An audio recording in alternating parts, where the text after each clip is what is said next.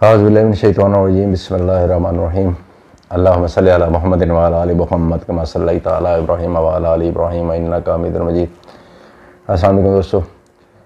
मियां नदीम आपकी खिदमत में हाजिर है। आज लाहौर में मौसम बहुत खुशगवार है और पूरे शहर में जो है वो बारिश हो रही है और ज़ालाबारी भी हुई है बारिश के साथ।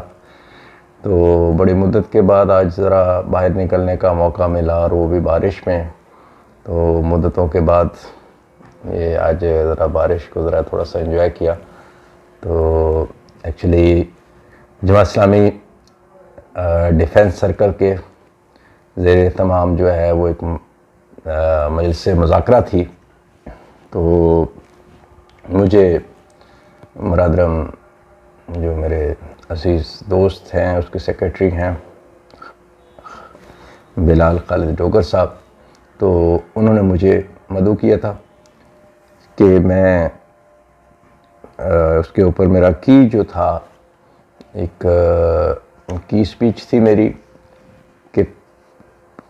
बाइडन इंतज़ामिया की जो ख़ारजा पॉलिसी जो होगी मुमकिना उसके पाकिस्तान के ऊपर असरात क्या मुरतब होंगे। इसके लिए अभी गरचे फौरी तौर पर कुछ कहना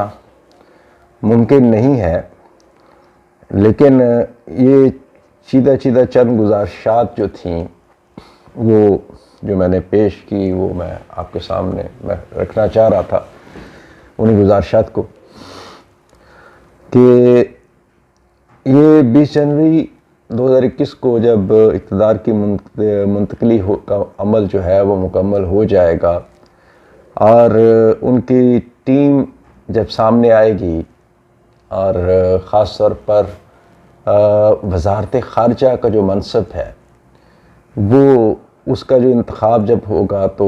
बहुत सारी चीज़ें उसमें क्लियर हो जाएंगी, उसमें बहुत सारे उनकी तरजीहात का भी हमें पता चल जाएगा। फौरी तौर पर जो बाइडन इंतज़ामिया को जो चैलेंजेस पेश होंगे वो अंदरूनी हैं। वो उन्हें अंदरूनी जो मामलात हैं शुरू में तो उनका जो है वो ज़्यादा वक्त जो है वो अंदरूनी मामलात को ही सेटल डाउन उन्हीं के ऊपर उनका गुजरेगा और उसमें तवक्को की जा रही है कि जैसे प्रेसिडेंट ओबामा के दौर में जिसे ओबामा केयर कहा गया, हेल्थ केयर और इसी तरह सोशल सिक्योरिटी के हवाले से कुछ कट्स लगे गए, फिर ओल्ड एज बेनिफिट्स हैं और उस तरह के जो इंटरनल जो इश्यूज़ हैं, बेरोज़गारी है, महंगाई है, इस तरह के मामलात जो हैं। तो ये इन मामलात के ऊपर तो पहले तो उनको शुरू के इब्तदाई जो अय्याम हमें नज़र आ रहे हैं, कम अज़ कम कोई साल एक तो जो नज़र आ रहा है वो हमें नज़र आ रहा है कि 6 महीने साल जो है वो पहला उनका उनसे निपटने में गुजरेगा और इसके साथ साथ ख़ारजा मामलात भी चलते रहेंगे। और इसमें जो कुछ अमेरिकन ज़राए अबलाग के हवाले से जो एक चीज़ सामने आई है वो ये है कि बाइडन जो है बाइडन वो अपने करीबी हलकों से मुशावरत कर रहे हैं इस सिलसिले में और इसमें चीन, अफ़गानिस्तान, ईरान, मशरिक़ वस्ता के हवाले से जो भी वो पॉलिसी अपनाएंगे उसके असरात पाकिस्तान पे लामहला वो पड़ेंगे उसके। इसके अलावा वो एक जो प्लस पॉइंट है वो ये है कि अपनी इलेक्शन कैंपेन के दौरान वो भारतीय वज़ीर-ए-आज़म मोदी की कश्मीर पॉलिसी पर अपने ख़दशात का इजहार कर चुके हैं और इसी तरह उन्होंने जो मकबूजा कश्मीर की जो ख़ुसूसी हैसियत थी जब उसको ख़त्म किया गया था तो उसके ऊपर भी उन्होंने रिएक्ट किया था। और इसके अलावा जो है इंसानी हकूक़ और की पामाली के ऊपर भी उनका जो है वो एक रद्द-ए-अमल आया था, चूँकि बेसिकली चूँकि डेमोक्रेट्स जो हैं ये लिबरल इनकी पॉलिसी होती है और इनके लिए शख्सी आज़ादियाँ और इंसानी हकूक़ और ये वो, तो ये एक ट्रेडिशनली भी ये जो है उनको इसको लेके चलना पड़ेगा डेमोक्रेट होने की हैसियत से। इसी तरह पाकिस्तानी क़यादत भी जो है वो भी ये समझती है कि मौजूदा जो ये हालिया जो सदारती इंतखाबात हैं अमेरिका के, इसमें शायद कोई पाकिस्तान अमेरिका के जो खारजा ताल्लुकात हैं उसमें कोई बड़ी तब्दीली तो वाक़या नहीं होगी, लेकिन हमारे चूँकि 2-3 तरह से हमारे 3 लेयर्स है हमारे जो रिलेशंस है अमेरिका के साथ। हमारा जो है वो दिफाई ताल्लुकात हैं, हमारे खारजा ताल्लुकात हैं और हमारे अमूमी ताल्लुकात हैं। तो इसमें वक्ती तौर पे फ़िलहाल तो हमें कोई बड़ी जो है वो तब्दीली वाक़या जो होती जो है वो रूनुमा नहीं रूनुमा होती नज़र नहीं आ रही। लेकिन दुनिया और बिलखुसूस जो एशियाई ख़ित्ते पर जो एक जो मजमूई जो एक पॉलिसी होगी बाइडेन इंतज़ामिया की, वो उसके दूररस असरात जो हैं वो पूरे ख़ित्ते पर जो है वो मुरतब होंगे और ज़ाहिर है कि पाकिस्तान भी उसका हिस्सा है। इसके अलावा बाइडेन इंतज़ामिया जो है इसके चीन और ईरान के हवाले से जो वाशिंगटन की सख्त गिर जो पॉलिसियाँ थीं उनमें काफ़ी हद तक जो है वो तब्दीली आने का इम्कान है। जैसा कि प्राइम मिनिस्टर इमरान ख़ान भी कह चुके हैं कि इस्लामाबाद और वाशिंगटन जो है वाशिंगटन जो है उसे इस्लामाबाद और भारत के जो है ताल्लुकात को मसावी तौर पर देखना चाहिए और तनाज़ा कश्मीर पर वाशिंगटन दोनों फरीकैन के साथ मिलकर इसे यकसा पॉलिसी अपनानी चाहिए, यानी कि एक ऐसी पॉलिसी हो जो कि ना ही पाकिस्तान के पलड़े में और ना ही हम ये चाहेंगे कि जी वो टोटल की इंडिया जैसे कि पिछली गवर्नमेंट में था, ट्रम्प इंतज़ामिया में था कि वो इंडिया के पलड़े में सारा वज़न था। तो हम ये नहीं चाहेंगे, पाकिस्तान ये नहीं चाहता कि वो दोबारा उसी तरह की सिचुएशन हो कि इंडिया के पलड़े में सारा वज़न जो है वाशिंगटन अपना डाल दे। तो वो एक बड़ी एक फिर गैर मुनसफ़ाना एक मामलात एक पॉलिसी होगी और ये कश्मीरियों के साथ भी ज़्यादती ये है। अगरचे पाकिस्तान और अमेरिका के जो ताल्लुकात हैं उसमें उतार चढ़ाव जो है वो आता रहता है, लेकिन इस्लामाबाद अपनी बेहतर खारजा पॉलिसी से ख़ित्ते के बदलते हुए हालात को अपने हक़ में मुफीद बना सकता है। उसमें एक तो ये भी है कि ये तवक्को की जा रही है कि बाइडेन इंतज़ामिया जो है वो ईरान और चीन के साथ वो जो डील जो ख़त्म की गई थी एक तरफ़ा तौर पर न्यूक्लियर डील, उसकी बहाली चाहता है और चीन के साथ भी जंगी माहौल में कमी लाना चाहता है। और इसके साथ साथ एक बहुत इंतहाई अहम है और वो है अफ़गानिस्तान। तो इन तीनों मामलात में पाकिस्तान जो है एक बड़ी स्ट्रॉन्ग पोजीशन पे खड़ा हुआ है और पाकिस्तान जो है वो इन हालात से किस तरह से फ़ायदा उठाता है ये आने वाला वक्त बताएगा कि पाकिस्तान उठा पाता है या माजी की तरह ये हम इस मौके को भी गंवा देते हैं। इसी तरह इसमें एक और बड़ी अहम चीज़ है और वो है कि जो बाइडेन इंतज़ामिया है, बाइडेन इंतज़ामिया के एक तो वो पाकिस्तान के जितने भी अब तक प्रेसिडेंट जो गुज़रे हैं अमेरिका के, उनमें से बाइडेन ऐसे प्रेसिडेंट हैं जो ख़ित्ते को भी और पाकिस्तान को भी और इन सारे ख़ित्ते के अमूर को भी वो बहुत बेहतर हद तक समझते हैं। एक तो वो 2008 के जो उनका जो टेन्योर था बतौर वाइस प्रेसिडेंट, उसमें उन्होंने पाकिस्तान का दौरा भी किया और वो पाकिस्तान के साथ काफ़ी मामलात में उनकी कुर्बत भी रही। उसी दौरान में उनको पाकिस्तान का आला तरीन सिविल अवार्ड जो है हिलाल पाकिस्तान भी दिया गया। और इसके अलावा जो है वो 1972 से सेनेट के मेंबर चले आ रहे हैं और सेनेट, अमेरिकन सेनेट की मुख्तलिफ कमेटियों के भी वो हेड भी रहे हैं, उसके मेंबर भी रहे हैं। और एक अहम तरीन जो सेनेट की कमेटी है, फॉरेन रिलेशंस काउंसिल, उसके वो चेयरमैन भी रह चुके हैं। तो ये उनके इस एक्सपीरियंस की बेस के ऊपर वो काफ़ी हद तक ये खिते पाकिस्तान के भी और ख़िते के भी और इन सारे मामलात को बहुत हद तक दूसरे सदूर के मुकाबले तक, आज के जो सदूर जितने भी आए हैं उनके मुकाबले में काफ़ी हद तक ज़्यादा बेहतर तौर पर समझते हैं। अफ़गानिस्तान की बात की जाए तो अफ़गानिस्तान में जो है वो ज़ाहिर है कि अमेरिका जो है वो चाहे कमी चाहता है ट्रुप्स में, चाहे वो वहाँ से निकलना चाहता है, मुकम्मल तौर पे निकलना चाहता है या पार्शली है या कंप्लीट वहाँ से उसका इनहला होना है या उसका बतदरीज इनहला कर वो वहाँ से निकलना चाह रहा है, तो दोनों सूरतों में उसको पाकिस्तान की ज़रूरत पड़ेगी। इसी तरह ईरान के साथ मामलात है, तो ईरान के साथ इस वक्त जो ईरान और पाकिस्तान के दरमियान जो ताल्लुकात चल रहे हैं उसमें भी उसे काफ़ी हद तक पाकिस्तान जो है वो मददगार साबित हो सकता है। इसके अलावा बात करें तो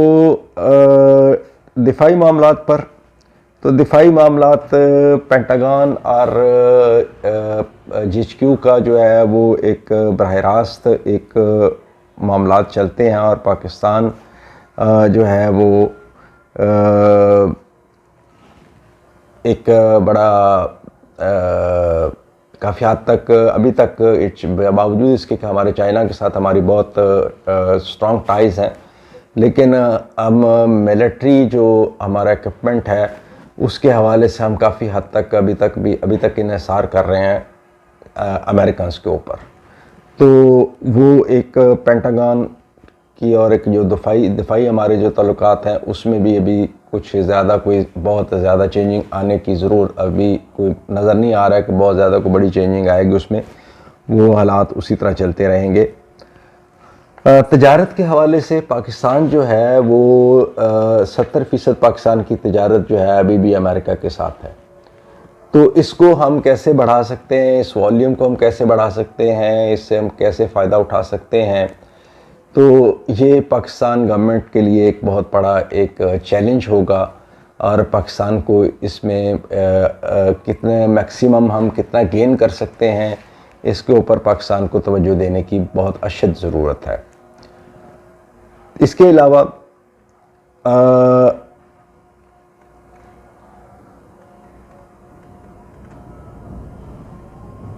इमिग्रेशन का इशू है।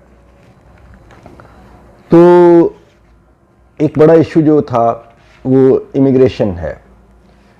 तो इमिग्रेशन में जो इमिग्रेशन पॉलिसी जो अपनाई गई थी ट्रंप इंतज़ामिया के दौर में, ट्रंप इंतज़ामिया ने जो इमिग्रेशन पॉलिसी अपनाई और जिसको ट्रैवल बैन के नाम से जो मशहूर हुआ, और उसमें जो है वो उसको मुस्लिम ट्रैवल बैन कहा गया। और इसके अलावा फिर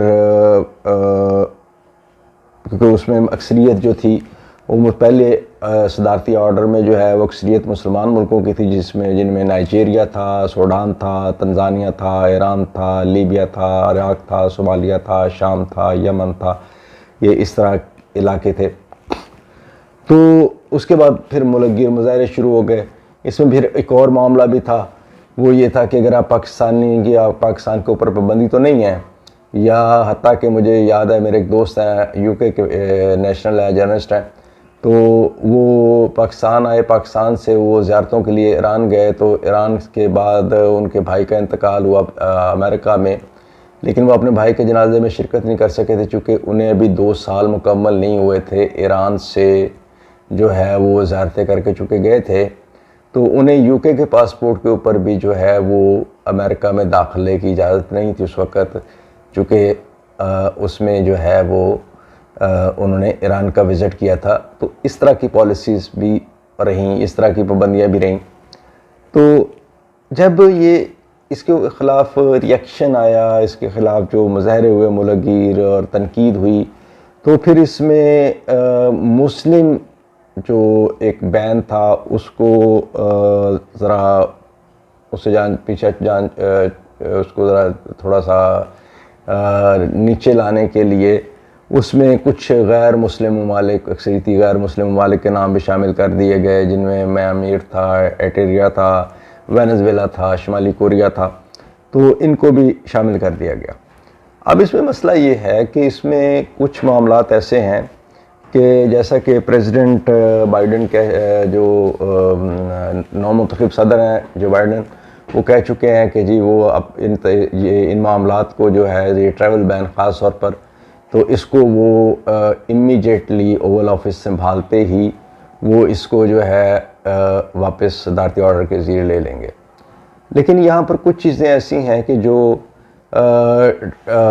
प्रेसिडेंशियल ऑर्डर के ज़रिए जो है वो वापस नहीं हो सकती हैं, क्योंकि उनमें कुछ मामलात जिनमें कि सेनेट से मंजूरी जिनकी ली गई और कवर एक उसको जो है वो कानूनी और कांग्रेस की तरफ से और उसका कवर उसको सेनेट ने दिया, तो उसके लिए फिर वो ज़रूरी है कि उस तरफ वापस जाना, यानी कि वही उन्हीं कवानीन को फिर उनमें तब्दीली करवाना ज़रूरी है और उसके ऊपर वो टाइम ले सकता है। ट्रैवल बैन का मामला तो ये जो जहाँ तक कानून साजी नहीं है उसको तो सदारती ऑर्डर को ही सदारती ऑर्डर के ज़रिए ही सदारती ऑर्डर को रिप्लेस कर दिया जाएगा। लेकिन जो है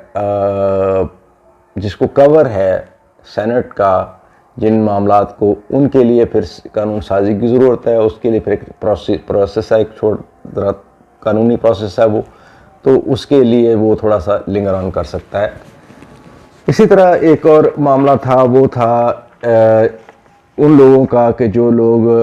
बच्चे जो है अडॉप्ट हुए अमेरिका के बाहर से और उनको जो है वो अमेरिकन, चूँकि बाय बर्थ अमेरिकन नहीं थे, तो उनके बारे में भी प्रेसिडेंट ने ट्रंप की एक पॉलिसी आई कि जी वो अमेरिकन सिटीज़नशिप नहीं ले सकते हैं। तो उसके बारे में भी इन्होंने जो बाइडेन की एक पॉलिसी इन्होंने अपने इंतखाबी मुहिम के दौरान कहा था कि वो उसको भी जो है वो ख़त्म करेंगे और इस मामले को भी सॉर्ट आउट किया जाएगा। इसके अलावा गैर मुल्की जो गैर कानूनी तारकीन वतन जिनकी वहाँ पर जो है वो यानी कि उनकी अदालतों में जिनके केसेस जो है वो पेंडिंग है, चल रहे हैं, तो उनके बारे में भी एक इन होल एक पॉलिसी जो है वो दे दी गई कि जी नहीं जी इनको जो है वो एक प्रेसिडेंशियल ऑर्डर के ज़रिए कि जी इनको जो है वो अमेरिका में रहने की इजाज़त नहीं मिल सकती और ये अमेरिकन सिटीज़न नहीं बन सकते हैं। तो उनके लिए भी प्रेसिडेंट जो बाइडेन ने जो एक बात अपनी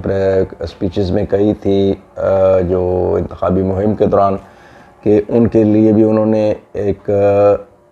रिलीफ का जो था एक उनको एक मुस्बत एक पैगाम दिया था कि जी आपकी जो है वो आप कानून के मुताबिक आपके साथ जो है वो सलूक होगा और आपका जो जायज़ राइट है वो आपको मिलेगा। यहाँ पर मैं एक और चीज़ एक गुजारिश करता चलूँ। मैंने जैसे अर्ज़ किया कि वो महफ़िल मुज़ाकरात थी, एक मशावरती एक कौंसल का इजलास था, तो उसमें मुख्तलिफ़ दोस्तों की तरफ से सवालात भी थे और मुख्तलिफ़ दोस्तों की आरा भी थी और मुख्तलिफ़ लोगों की वो मुझे सुनने का भी मौका मिला। एक चीज़ जो है वो बड़ी एक क्लियर है कि हमारे यहाँ एक जो मसला चला आ रहा है 72 ईयर्स से, इंडिया और पाकिस्तान का हम तकाबल करते हैं, हर मामले में करते हैं, और वो इसके पीछे के हिस्टोरिकल रीज़न भी ये सब जानते हैं कि ये तकाबल क्यों होता है। बुनियादी तौर पर मसला ये है कि हमने प्रॉब्लम को समझने की कोशिश नहीं करते हैं कि इंडिया के सफारतखाने या हैं या इंडियन लोग हैं या इंडियन, मैं बार बार ये बात कह चुका हूँ कि अमेरिका के अंदर मैंने जो चीज़ नोटिस की कि अमेरिका के आप किसी छोटे से टाउन में भी चले जाएं तो आपने किसी इंडियन को अगर मिलना है तो आप वहाँ पे पता करें कि वहाँ पर हॉस्पिटल सरकारी कौन सा है वहाँ पर, और या वहाँ पर यूनिवर्सिटी कौन सी है, या वहाँ पर कॉलेज कौन सा है, तो आप वहाँ पर चले जाएं। हाई स्कूल है तो आप वहाँ पर चले जाएं, आपको इंडियन टीचर या इंडियन आपको डॉक्टर या इंडियन नर्स या आपको कोई ना कोई मिल जाएगा। हमारा जो मस प्रॉब्लम है, हमारा प्रॉब्लम ये है कि हमने आज अब ये तय करना है कि हमारी पॉलिसी क्या होनी है। क्या हमारी एम्बेसीज उसी तरह पहले की तरह ही काम करेंगी, वही ब्यूरोक्रेटिक जो है वो एक जो है वो अफसरशाही वाला रवैया होगा हमारी ब्यूरोक्रेसी का, सफारतखानों का, या वो इंडियन सफारतखानों की तरह काम करेंगे, अपने मुल्क के लिए सर्व करेंगे। नंबर 2, हमारी तरफ से जो है हमारी गवर्नमेंट जो है वो स्किल्ड लेबर, मैं बार बार कहता हूँ कि डॉक्टर्स हैं, टीचर्स हैं, स्किल्ड लेबर है, उनका इंटरेक्शन होता है, वो डायरेक्ट लोगों के साथ उनकी डीलिंग होती है, तो वो अपने मुल्क के और अपने जो कल्चर है उसके इम्पैक्ट जो है वो छोड़ते हैं वहाँ पर। तो हमारे प्रॉब्लम ये है कि हमारा जो मेजॉरिटी जो है वो तबका जो है वो कम पढ़ा लिखा, जो अमेरिका में जाते भी हैं लोग, वो उनमें मेजॉरिटी जो है वो कम पढ़ा लिखा तबका होता है। तो इसलिए हम वहाँ पर उस तरह से असरअंदाज नहीं हो पाते हैं, उस तरह से हमारी वो लॉबिंग नहीं है। हम करोड़ों डॉलर देते हैं जो अमेरिकन लॉबिंग फर्म्स हैं, लेकिन उसके बावजूद हमारे पास नताइज जो होते हैं वो ज़ीरो होते हैं। और इंडिया वही काम जो है वो फ्री में करता है, लेकिन सिर्फ वो अपने लोगों के साथ करता है, वो अपनी एम्बेसीज के ज़रिए करता है। तो हमारे जो कौंसल खाने हैं या हमारे जो एम्बेसीज हैं, फॉर गॉड सेक, अब ये 21वीं सदी है, इनको इस काम पे लगाएं। इनको मैं आपको एक छोटी सी, मैं बड़ी मेरे ये दिल दुखा देने वाली 2 चीज़ें मैं आपके साथ शेयर करने लगा हूँ। एक कि मैं कुछ रिमोट एरियाज़ में गया, वहाँ पर जब मैं तारुफ करवाता था कि जी मैं पाकिस्तानी हूँ, तो वो कहते अच्छा पाकिस्तान ये क्या है। अब 72 सालों में अगर आपकी एम्बेसीज फिर बंद कर दें कौंसल खानों को, एम्बेसीज को, जिनके ऊपर हम करोड़ों डॉलर खर्च करते हैं हर साल, कि ये अगर 72 सालों में उनको ये नहीं बता सके आम उनके शहरियों को कि पाकिस्तान एक अलग मुल्क है। जब आप जोग्राफिकली उन्हें समझाने की कोशिश करते हैं तो वो कहते हैं अच्छा इंडिया। अब इंडिया का उनकी इतनी उन्होंने इसके ऊपर वर्किंग की हुई है कि उन्होंने उनके जहनों में बिठा दिया हुआ है। नंबर 2, K2 जो है, इंडिया जो है, K2 दुनिया की दूसरी बड़ी चोटी, दुनिया की बुलंद तरीन चोटी, अब वो पाकिस्तान के अंदर है, लेकिन इंडिया उसको अपने नक्शों में दिखाता है। हम उसके ऊपर भी हम कुछ नहीं करते। हमारा जो है, हम ये नहीं बताने की कोशिश करते कि भाई K2 पाकिस्तान में है, या K2 का जो बेस कैंप है जहाँ से उसको चढ़ा जा सकता है, उसकी चोटी तक रसाई हासिल की जा सकती है, वो पाकिस्तान के अंदर है। तीसरे नंबर के ऊपर एक और चीज़ है, वो है, पहले भी इस पर बोल चुका हूँ, मैं इसके ऊपर बात कर चुका हूँ कि रेड हिमालयन सॉल्ट के नाम से वो पूरी दुनिया को बेवकूफ़ बना रहे हैं। तो भाई आपका खेवड़ा का नमक है तो आपको क्या फ़र्क पड़ता है। ये मार्केटिंग की दुनिया है। मौजूदा जो इस वक्त जो दौर चल रहा है ये मार्केटिंग का दौर है। तो आपको क्या फ़र्क पड़ता है कि अगर आप उसकी जो ट्रू स्टोरी है वो सिकंदर आज़म से जो शुरू होती है कि वो उसने ये कलर का हार के करीब वो उसके घोड़ों ने चाटना शुरू कर दिया वो चट्टानों को, और वो वहाँ से नमक पता चला नमक की चट्टानें। तो आप उसकी वो ट्रू स्टोरी लेके और ग्रीक से आप सिकंदर आज़म को उनके कहें यार मेहरबानी आपकी, आप सिकंदर आज़म का कोई जो है ना स्केच जो आपके बहुत वो हो तो वो आप हमें एक गिफ्ट कर दें, एक यहाँ में दे दें। तो वो आप एक स्टोरी के साथ एक छोटी सी एक जो है वो कम्प्रीहेंसिव किस्म की एक छोटी सी स्टोरी के साथ और उसकी घोड़े की और उसका एक स्केच उसका वो बना के और वो आप अगर उसके ऊपर लगा के और उसको आप इंग्लिश में और ग्रीक में और जो है वो उसमें छाप के प्रिंट उसकी जो अपना उसका जो है उसका पैकिंग, तो वो अगर आप दुनिया को बेचें और दुनिया को ये बताएं कि भाई दुनिया के अंदर जो है वो हिमालय के अंदर तो सॉल्ट कहाँ से आ गया हिमालय के अंदर? हिमालय में तो सॉल्ट है ही नहीं। हम इंडिया के पास कौन सा, इंडिया तो हमारा सॉल्ट लेके, हमसे सॉल्ट लेके वो आपको हिमालय, वो बेवकूफ़ बना रहा है आपको कि वो हमारा रेड हिमालयन सॉल्ट के नाम से आपको वो बेच रहा है।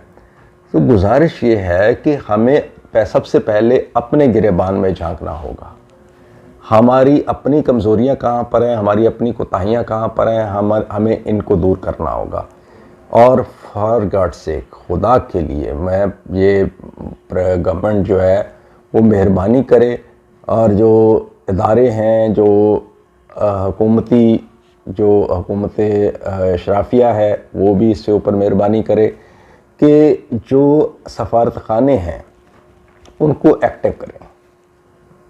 एक्टिव करें। और प्राइम मिनिस्टर साहब बात करते हैं ओवरसीज़ पाकिस्तानी के लिए हम ये कर रहे हैं, वो कर रहे हैं, फलां कर रहे हैं। भाई आपने अगर फॉरेन मिनिस्टर भी और प्राइम मिनिस्टर भी, आप अगर आपने फीडबैक लेना है कि आपके सफारत खाने जो हैं वो क्या कर रहे हैं, तो आप ज़रा मेहरबानी करके आपने इतने पोर्टल बनाए हुए हैं और आप एक ईमेल एड्रेस जो है वो मुख्तस कर दें और आप ज़रा फीडबैक लेके देखें कि जो बाहर बैठे हुए पाकिस्तानी हैं उनसे पूछ के देखें